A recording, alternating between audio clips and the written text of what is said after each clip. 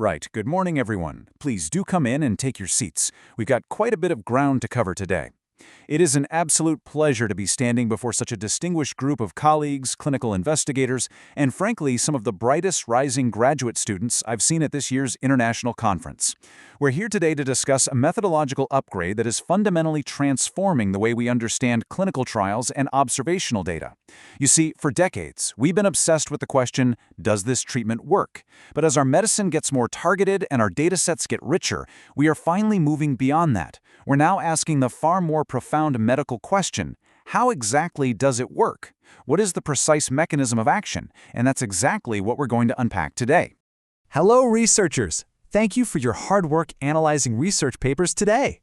Today, we will delve into the application of causal mediation analysis, an important methodology for the statistical analysis of medical papers. Bonjour à tous, chercheurs. Merci pour votre travail d'analyse des articles scientifiques aujourd'hui. Aujourd'hui, nous allons examiner l'application de l'analyse de médiation causale, une méthodologie importante pour l'analyse statistique des articles médicaux. Well, with our official, mandated bilingual welcome now properly out of the way, let me just express my genuine personal enthusiasm for what we are about to cover together. As medical researchers, you're all already intimately familiar with complex statistical terminology. You run regressions in your sleep. But today, we're going to completely dismantle and rebuild how you think about causality.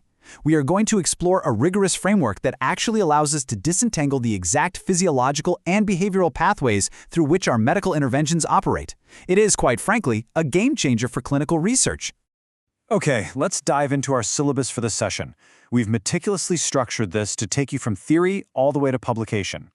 First, we'll look at the limits of traditional mediation analysis. Second, we'll introduce the modern counterfactual framework. Third, we'll spend a good amount of time detailing the 4 causal identification assumptions, because if you get those wrong, the whole thing falls apart. Fourth, we'll get highly practical with software implementation. Fifth, we'll tackle the realities of bias, measurement error, and sensitivity. And finally, we'll wrap up with the AGReMA guidelines to ensure you can actually get this brilliant work published in high-impact journals. Let's start with Section 1, Beyond Traditional Mediation Analysis. Specifically, we need to talk about the limits of Barron and Kenny. For absolute decades, if we wanted to investigate the mechanism of action, that biological or behavioral pathway between an exposure and an outcome, we relied heavily on the foundational work published by Barron and Kenny back in 1986. It was a massive leap forward at the time, but as we'll see, it has some pretty severe limitations in modern clinical settings. Now, I'm sure you all recognize the incredibly familiar path diagram on the screen. This brilliantly illustrates that classic approach. We have our exposure, variable A, leading over to our outcome, variable Y. Let's imagine A is a new statin drug and Y is the occurrence of a myocardial infarction. But there's a third, intermediate variable sitting right in the middle, M, the mediator. In our example, M would be the patient's LDL cholesterol levels. The traditional mediational model hypothesizes a 2-step process. The statin lowers the LDL cholesterol, which in turn lowers the risk of a heart attack. To prove this, we historically use the causal steps approach. We'd build a series of simple linear regression models. We might use the product method, where you literally just multiply the effect of the statin on the cholesterol by the effect of the cholesterol on the heart attack, or we'd use the difference method, subtracting the adjusted direct effect from the total unadjusted effect. For years, this was the absolute gold standard in the biomedical sciences. It felt intuitive, it was easy to run in basic software, and it seemed to answer the question perfectly. However, as our clinical questions grew more sophisticated, the cracks in the Barron and Kenny foundation really began to show. The traditional product and difference methods are severely mathematically limited. You see, they are only strictly valid within simple linear models where there is absolutely no interaction between the exposure and the mediator. But let's be honest, think about the actual clinical trials you run every day. How often do we deal with simple continuous variables? Very rarely. We deal with binary outcomes constantly, patient survival, yes or no, disease recurrence, yes or no. The traditional Barron and Kenny approach fundamentally breaks down when you throw a binary outcome or a nonlinear model at it. Furthermore, it completely fails to provide valid causal estimates when there is an exposure-mediator interaction. And this scenario is incredibly common in medicine. Often the effect of a biological mediator on an outcome is amplified or diminished depending on the presence of the treatment itself. If you ignore that interaction, your estimates are just wrong. Lastly, and perhaps most faally, randomizing your exposure in a trial does not magically randomize your mediator. The traditional approach largely glosses over this, leaving us completely vulnerable to mediator outcome confounding. Which brings us to Section 2, the Counterfactual Framework.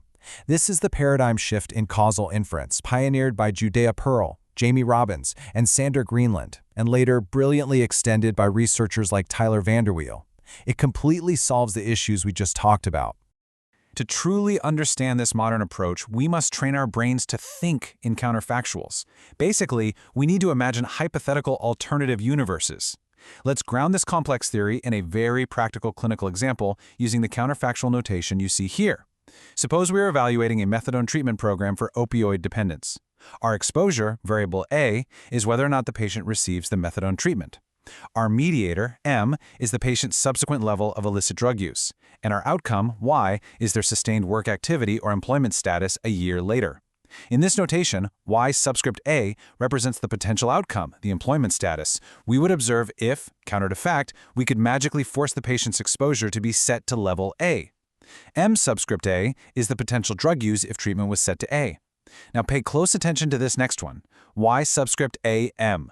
This represents the employment status we would observe if the methadone treatment was set to A, and we also reached in and explicitly controlled the mediator, their illicit drug use, to be exactly level M.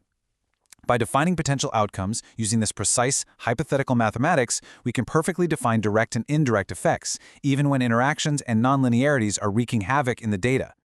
Building straight upon that counterfactual notation, we can now define three incredibly crucial parameters. This table is essentially the heart of modern mediation analysis. First, the controlled direct effect, or CDE. Think of this as a hypothetical clinical intervention. This is the effect of the methadone treatment on employment if we intervened and literally forced every single patient's illicit drug use to a specific fixed level M. Second, the natural direct effect, or NDE. This is a bit more nuanced. This is how much employment would change if we gave the patient the methadone treatment, but we magically kept their illicit drug use exactly at the level it would have naturally been if they had never received the treatment in the first place. Third, the natural indirect effect, or NIE. This is the effect on employment if we keep the methadone treatment status fixed, but we change the patient's illicit drug use from what it would be without treatment to what it would be with treatment. So why go through all these mental gymnastics? Because the crucial, beautiful point here is that the total effect of your treatment elegantly decomposes into the exact sum of the natural direct effect and the natural indirect effect. NDE plus NIE equals the total effect. And unlike Barron and Kenny, this holds mathematically true even in the messiest, most complex, nonlinear clinical models. Now we move to Section 3, Causal Identification Assumptions, the 4 pillars of validity. Now, I must be exceedingly clear with all of you. There is no magical statistical software that will save you from bad study design. We are attempting to derive strong causal conclusions from pathways that are, at least partially, observational. That requires strict assumptions. Now, what's really interesting about this slide is how visually mapping out the treacherous confounding pathways saves us from making massive errors. This is a directed acyclic graph, or DAG. We have our main intended pathway across the middle, A to M to Y. But look at the confounding variables hovering above and below, C1 and C2. C1 represents the variables confounding the relationship between the exposure and the outcome, and the exposure and the mediator. In our methadone example, C1 could be the patient's baseline socioeconomic status or their baseline psychiatric severity. C2 represents the variables confounding the relationship between the mediator and the outcome. This could be something like a sudden change in housing status that occurs after treatment starts, which affects both their ongoing drug use and their ability to hold a job. If we do not explicitly block these alternative pathways by measuring and adjusting for C1 and C2 in our regression models, our causal estimates will be entirely spurious. We'll be measuring noise, not mechanism. Therefore, for our natural, direct, and indirect effects to have a true causal interpretation, 4 strict assumptions absolutely must be met. I cannot stress this enough. Assumption 1, there is no unmeasured exposure outcome confounding. Assumption 2, there is no unmeasured mediator outcome confounding. Assumption 3, there is no unmeasured exposure mediator confounding. Assumption 4, there is no mediator outcome confounder that is itself affected by the exposure. Let me give you a massive warning right now, because this is where 90% of papers submitted to top journals get rejected. In a pristine, randomized clinical trial, Assumption 1 and Assumption 3 are automatically satisfied. Why? Because the exposure, the drug, is randomly assigned.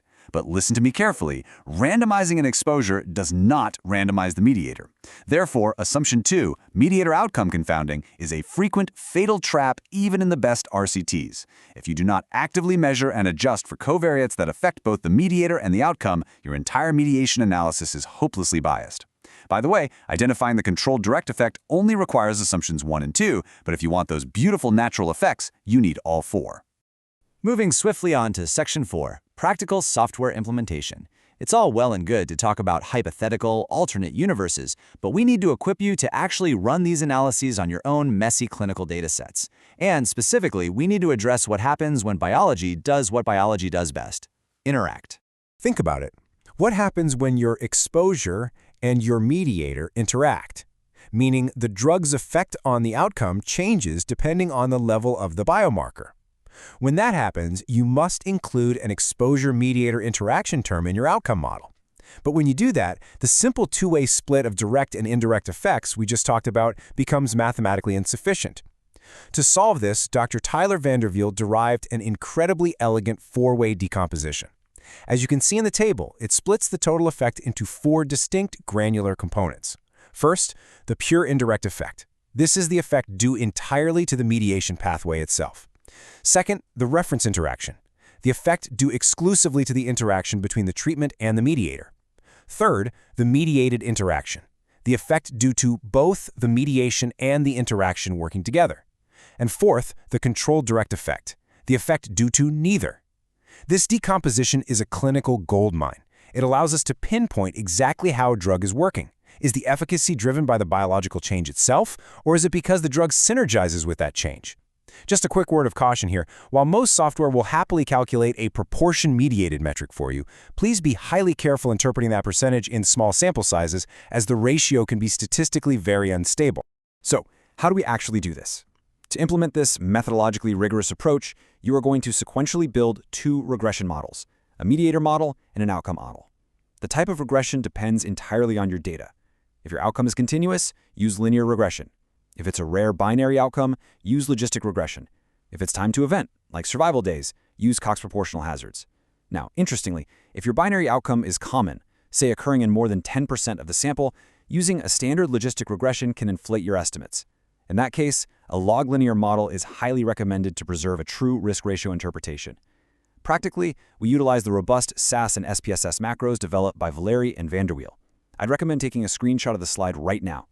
The exact parameters you'll need to code include specifying your dataset, your outcome variable yvar, your exposure avar, your mediator mvar, and crucially, your confounding covariates cvar. It is highly, highly recommended to set the interaction parameter to true to capture the realities of clinical biology.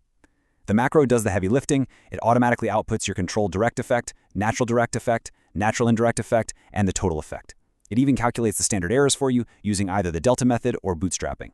And for those of you who prefer open source, there is an excellent functionally equivalent package in R called simply the Mediation package by Keisuke Imai and his colleagues.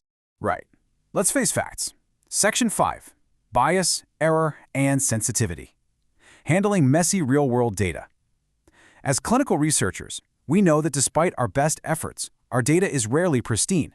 It is subject to human error, assay limits, and measurement flaws. Let's consider our mediator for a moment. What if our laboratory measurement of that intermediate biomarker is imprecise? Well, measurement error or misclassification of your intermediate variable will inevitably lead to biased estimates of both your direct and indirect effects. It essentially blurs the pathway. Fortunately, the methodological literature provides some brilliant rescue strategies. If you know or suspect your mediator is measured with error, you can apply statistical correction techniques. Solution 1 is regression calibration, which uses a validation substudy to adjust the estimates. Solution 2 is SIMEX, which stands for simulation extrapolation.